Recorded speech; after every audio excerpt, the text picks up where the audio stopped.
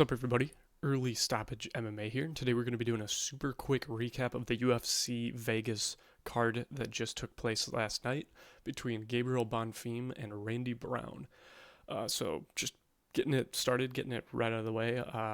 Christian Leroy Duncan KOs Marco Tulio. Christian Leroy Duncan, this was an interesting performance because Christian Leroy Duncan has shown a lot of promise, but he's also failed on a lot of occasions that he kind of needed to rise in.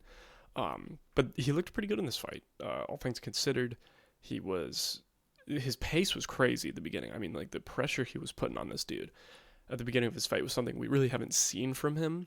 And he kept that pace going fairly well into the second round, slowed down a little bit, but he was still doing pretty good. I think if we could see that ongoing from Christian Leroy Duncan, like, it'll put him in bad situations. He'll probably get like KO'd for sure. But it was very effective, and I think there's other fighters it would probably be effective against as well. So, great win for Christian Leroy Duncan. It was awesome to see this happen. I wonder where he's going to go from here, because it's in a weird way an evolution of his game. Yeah, no, awesome, good knockout, impressive stuff. Moving on to the next fight, Chris Padilla scores a TKO over Ismael Bonfim. This was a really weird fight, especially because, like, back in the day, we all thought Ismael Bonfim was him. We thought he was going to be the guy after he KO'd Terrence McKinney super impressively way back in Rio. But man, that did not turn out to be the case with Ismael Bonfim. It's been setback after setback, and then coming out here, just there's something incredibly funny about him keeping, Ismael Bonfim is swinging these massive hooks, basically, keeping his fucking hands down. Watching this fight, I was kind of looking at this like, maybe he's gotten worse, but, like, other than the KO against Terrence McKinney, like, man, this guy did not look that good. Like, it was this weird moment where it recontextualized, like, all of the thoughts that I had in the past about Ismael Bonfim. So, yeah, impressive performance from Chris Padilla, all things considered. Like, he basically just hid behind his high guard, blocked most of the stuff that Ismael Bonfim was throwing at him, and just did everything he needed to do to just find a moment against him. And when he found it, took advantage of it quite well. So, shout out to Chris Padilla. It's a good win. Ismael Bonfim, honestly, probably fucking cut him because it's been issue after issue with him, and he missed weight by like 5 pounds coming to this, I think, unless I'm completely making that up, in which case I'm sorry, everyone, but I think that happened. So I don't know. Either way, or maybe it was 0.5 pounds. Either way. Ismael Bonfim, we just have not seen. He's not his brother, and I think that's clearly apparent here at this point. So. Muslim Salikov versus Uros Medic. This was an interesting fight. I've always been somewhat high on Uros Medic. Like, I think that in many cases he's underrated. But going into this, I thought Muslim Salikov was going to win this fight. I just thought that he had what it takes to get it done. But man, Uros Medic comes out and fucking starches him. Pretty nasty. So, yeah, I mean, fucking awesome. Uros Medic, good for you. I think Uros Medic is a bit older, so I don't know, what his future looks like in the division, but, he's got to be lingering in gatekeeper status, so it's probably a prospect for him next. But I mean, hey, if he fights like he fought in this fight, it'll probably be pretty entertaining. So fun stuff. Moving on to the co-main of the night. Matt Schnell gets submitted by Joseph Morales. I was pretty bitter about this one because I had a parlay and everything hit, except I thought that Matt Schnell could get more than 20 significant strikes. He did not do that. So I got screwed. But that's my own fault. I don't know why is Matt Schnell fighting. I am baffled. Like, I thought this dude retired, straight up. I thought he was retired. Unless I just made that up, like a Mandela effect moment, because what the fuck? He has no business being in there anymore. He looks so washed. He does not have it anymore. And if there was ever a further signifier that he should retire, it was this fight. Joseph Morales made it look easy. He got in there, took him out. That was it. Guillotine, boom, fight's over. Matt Schnell, leave the sport. It just for the best. The chin is gone. Every other ability seems to be gone. It's time. And then finally, moving on to the main event between Gabriel Bonfim and Randy Brown, in which Gabriel Bonfim KOs Randy Brown with a knee. Weird stoppage, understandable stoppage, I think, but it did suck.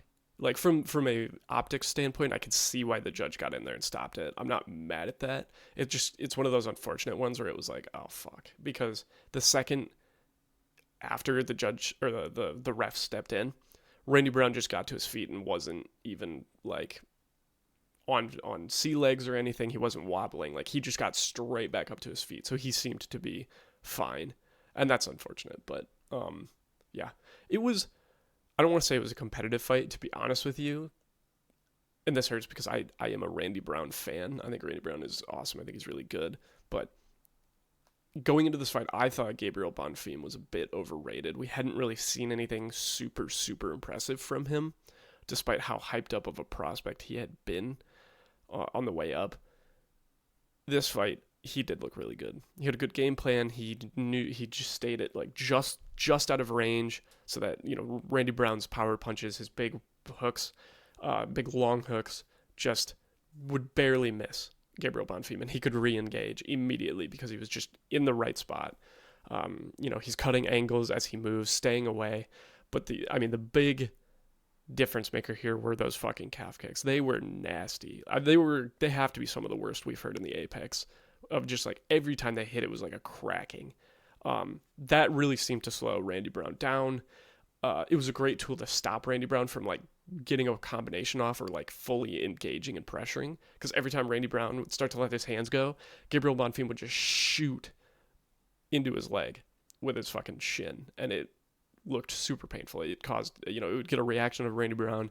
It would stop his momentum, and he would have to kind of like regain his balance. And that was pretty much just the game plan. He just kept repeating that. Randy Brown landed a few good shots, dangerous as ever, always. Like every time he would barely miss, you'd be like, whoo, But ultimately, Gabriel Bonfim shoots a knee up the middle that just fucking drops Randy Brown. Again, like I said, looked pretty bad. Didn't seem to be that bad. He didn't seem super rocked, but visually, it fucking... I don't know if it put him out for a second, but it dropped him hard. Hard enough that they felt they had to stop the fight. Impressive stuff from Gabriel Bonfim. I hope that he can kind of continue to fight maybe like this going forward, because this was way more impressive. Like, this was good game planning, this was intelligent fighting, and these are all things that I think we haven't seen as much out of Gabriel Bonfim. So, fingers crossed that we have another good welterweight contender, honestly. But so that was this Apex card for us. The fact that this is over is an amazing thing. It's a beautiful thing because it means that we have passed this stretch of Apex slop. As usual in MMA, and particularly with the UFC, the common belief holds true that every card that looks amazing on paper will turn out to be a snooze fest, and every card that looks abysmal on paper turns out to be really good. That was one of these. A main card with all finishes, all almost in the first or second round, like very entertaining fights all around.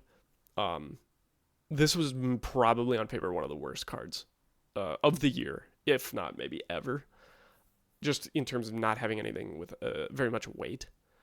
But man, it delivered. It was a fun card. I'm not even gonna lie. It was entertaining. It was all finishes and shit like that. But we've made it to finally UFC 222 fight week, or 322 fight week. Excuse me. Oh, it's gonna be good. So exciting. Stay tuned for our picks. We've got a couple of great fight nights coming up, and then it's a break, which we will be making much more content for you guys. Sorry about the slower uploads recently. My co-host has a fight coming up next weekend. So he is preparing for that. He has not been able to sit down and record videos. So I've been trying to just get stuff out for you guys. To everyone, wish him the best. We're very proud of him. He's going to kill it. It'll be great. So, yeah, everybody. Thanks for tuning in. Have a wonderful week. Peace.